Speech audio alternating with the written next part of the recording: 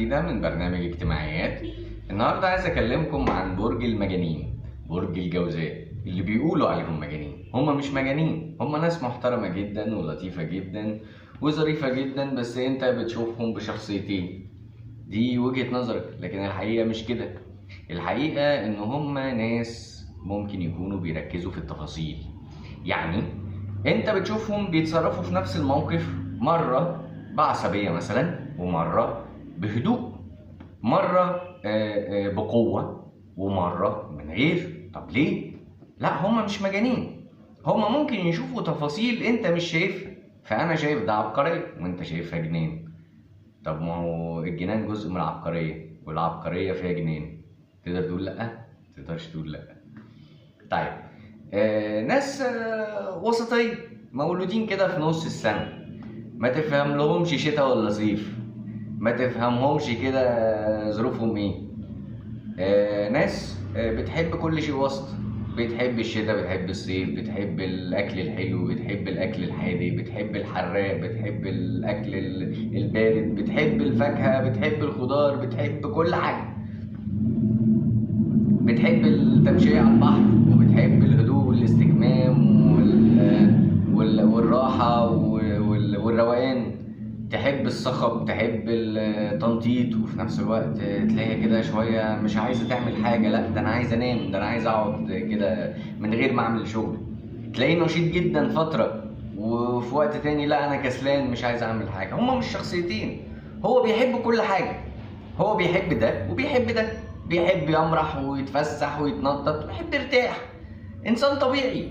ما هو مفيش حد طبيعي يفضل نشيط على طول، ومفيش حد طبيعي يفضل كسلان على طول. فهو كده، هو طبيعته ان هو يعيش طبيعي. لكن انت شايف ان هو كده مش طبيعي، يبقى انت اللي عندك مشكلة في التقدير. لكن هو ما شاء الله عليه، يعني 5 كده، الراجل ما بيغلطش. الست بتاعت الجوزاء ما بتغلطش. يعني ناس لطيفة فوق أبعد الحدود. وبعدين ناس ذكية جدا وعبقرية جدا ولطيفة جدا وذوق جدا، وعندهم معلومات وعندهم ثقافة وعندهم شخصية قوية. ناس ما تقدرش تتكلم عليها أصلا. أما بقى بالنسبة دي كده احنا بنتكلم يعني عن الصفات. أما بقى تتكلم عن الحظوظ، دي بقى قصة تانية. ليه؟ أولا احنا ما نقدرش نقول حظك إيه في الحياة.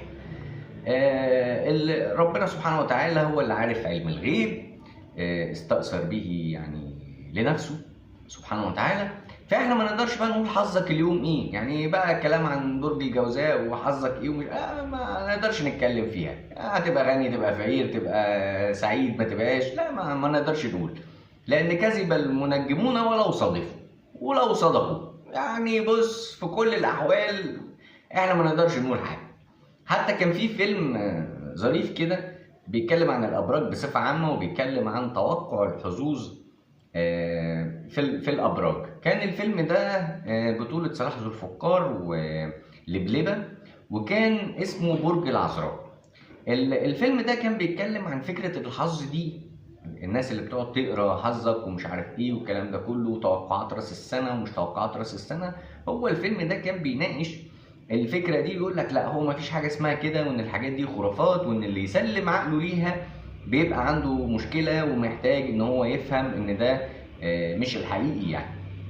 ف اذا كنا بنتكلم عن الحظوظ فاحنا ما نقدرش نتكلم عليه. اما بقى بالنسبه للصفات، برج الجوزاء ده ما حدش يقدر يتكلم عنه. انا ببعت تحيه لكل مواليد برج الجوزاء. هم دلوقتي اعياد ميلادهم اهي، بيحتفلوا بيها. كل سنه وانتم طيبين، وكل سنه وانا طيب، لان انا جوزاء طبعا. وانا شهادتي مش مجروحه لسبب، لان انا بحكي لكم بمنتهى الحياديه. اوعى حد يقول انها هي شهاده مجروحه ابدا. دي برج الجوزاء ده حبيبي، وانا ساكن معاكم في نفس البرج. وكل سنه وانتم طيبين، واشوفكم على خير، وباي باي.